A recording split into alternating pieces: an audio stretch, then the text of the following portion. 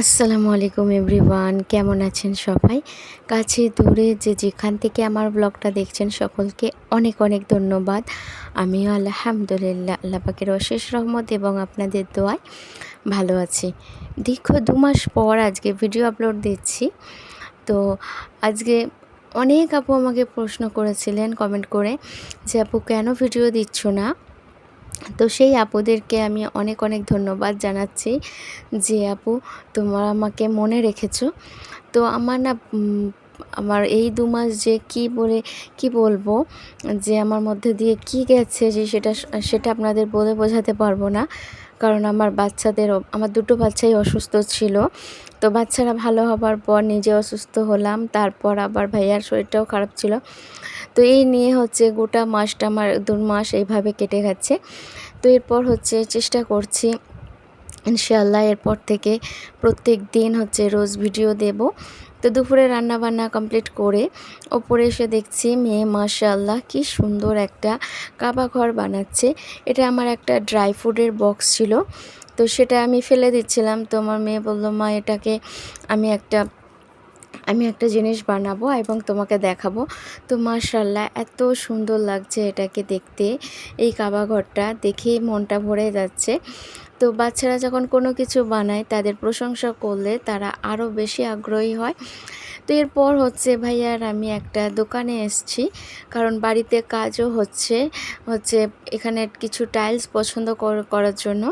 তো ভাইয়াকে বললাম তুমি নিয়ে নাও। তো ভাইয়া বললো না চলো আমার সঙ্গে। তো এখানে আমরা টাইলস কিছু পছন্দ করব বলে এসেছি এবং বাড়িতে কাজ হচ্ছে, আরও বাথরুমেও কাজ হবে। তো সেই কারণে এখানে এসে দেখছিলাম মাশাআল্লাহ এখানে অনেক সুন্দর সুন্দর টাইলস আছে। তো এখানে কিছু পছন্দ করার পর ভাইয়া ওখানে বিল পে করছে। তো আমি এখানে দাঁড়িয়ে টুকিটাকি ভিডিও করছিলাম, যেটা আমার কাজ। তো এরপর এখান থেকে আমরা যাব এক জায়গায় ঘুরতে।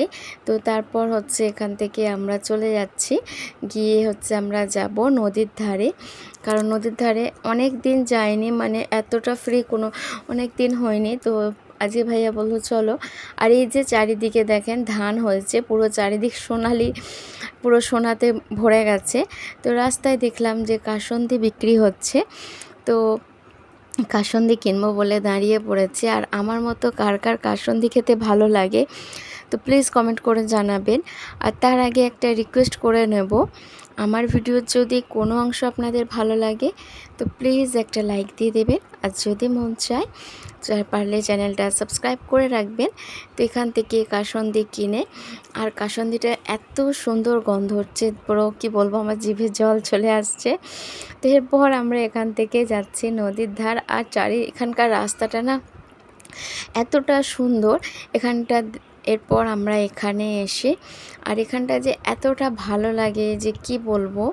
আমার মানে যে অবসর টাইমটা এখানে এসে বসে থাকতে খুব ভালো লাগে। তো আমি এখানটা একটুখানি দুজনে ভাই আর আমি এখানটা বসেছিলাম, আর এখানে এসে দুজনে গল্প করতে ভীষণই ভালো লাগে। আর আজকের দিনটা ভাইয়ার দোকান বন্ধ থাকে, তো এই সময়টা আমরা এখানে বসে গল্প করতে আমার খুবই ভালো লাগে। তো এরপর সন্ধ্যাবেলা বাড়ি চলে যাচ্ছি।